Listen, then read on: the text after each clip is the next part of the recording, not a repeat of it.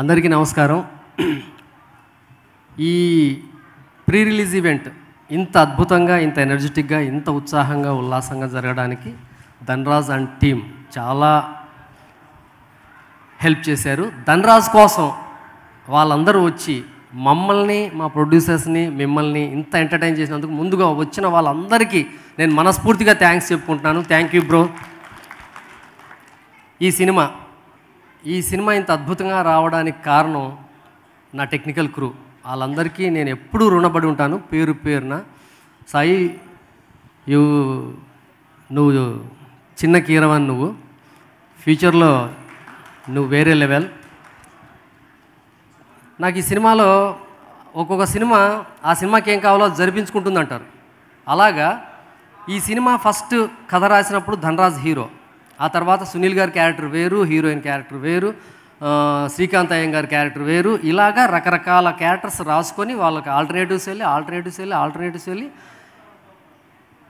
సునీల్, చాందిని తమిళరసన్, శ్రీకాంత్ అయ్యం గారు చివరిలో ఈ సినిమాకి వచ్చారు. ఈ సినిమా చూసిన తర్వాత, రష్ చూసిన తర్వాత నాకు అనిపించింది ఈ సినిమా జరిపించుకుంది అంతే, దీన్ని ఎవ్వరూ ఆపలేరు. నేను రష్ చూసిన రోజు అనుకున్నాను, అదే ఈరోజు నేను ఫస్ట్ కాపీ చూసిన రోజు కూడా ఫీల్ అవుతున్నాను. ఈ సినిమా మా బడ్జెట్లో ఒక బలుపు ఉంది, అది బలుపు కాదు, నమ్మకం. ఈ బడ్జెట్ దీనికి 3 ఇంతలు ఈ సినిమా థియేటర్లో పే చేస్తుందని నేను గట్టిగా నమ్ముతున్నాను.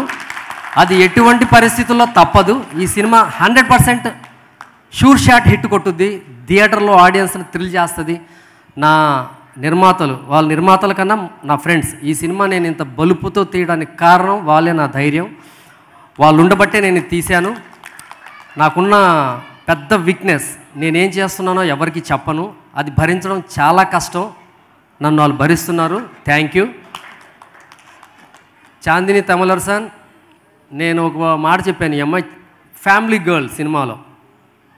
ఎంత అద్భుతంగా నేను ఈ అమ్మాయికి ఈ క్యారెక్టర్కి చెన్నై నుంచి పిలిపించడం ఏంటి, నాకు అసలే బడ్జెట్ లేదు కదా అని ఏదో ధన్రాజ్ సరదా పడుతున్నాడు అనేసి పిలిపించాం, చూసాం. కాదయ్యా, పెర్ఫార్మెన్స్ కోసం నువ్వు ప్రతిదీ.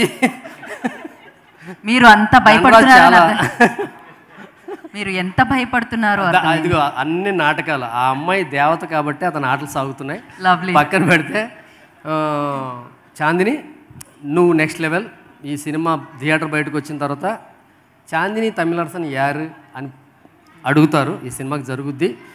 నువ్వు అంత అంటే కూతుర్ని ప్రేమించే తల్లి, చాలా ఎక్స్ట్రాడనరీగా చేసింది. ఇంట్లో కాఫీలు చేసుకుంటూ, వంటలు చేసుకుంటూ, కూతురు అంటే పడి చచ్చే ఒక తల్లి పాత్ర, అది చాలా ఎక్స్ట్రాడనరీ ప్రాజెక్ట్ చేసావు.